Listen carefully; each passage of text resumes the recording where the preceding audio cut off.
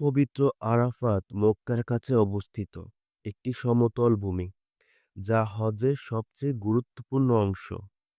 প্রতি বছর ধর্মপ্রাণ মুসলিম জিলহজ মাসের ৯ তারিখ হাজিরা এখানে সমবেত হন এবং দিনভর ওয়াকুফ করেন, যা হজের মূল আনুষ্ঠানিকতা।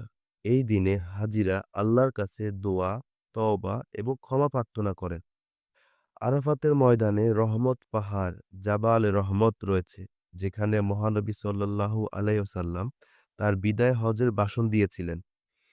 এই জায়গাটি ইসলামিক খুবই গুরুত্বপূর্ণ একটা অংশ।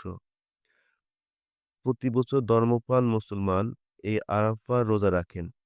এতে করে তাদের অতীতের ১ বছর এবং ভবিষ্যতের ১ বছর সকল গুনাহ আল্লাহ ক্ষমা করে দেন।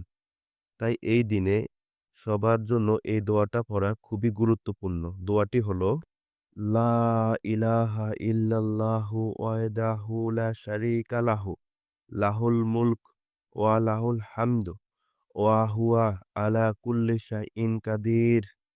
যার বাংলা অর্থ হলো, একমাত্র আল্লাহ ছাড়া কোনো হক ইলাহা নেই, তার কোনো শরিক নেই। রাজত্ব তাঁরই, সমস্ত প্রশংসাও তাঁর, আর তিনি সকল কিছুর উপর ক্ষমতাবান।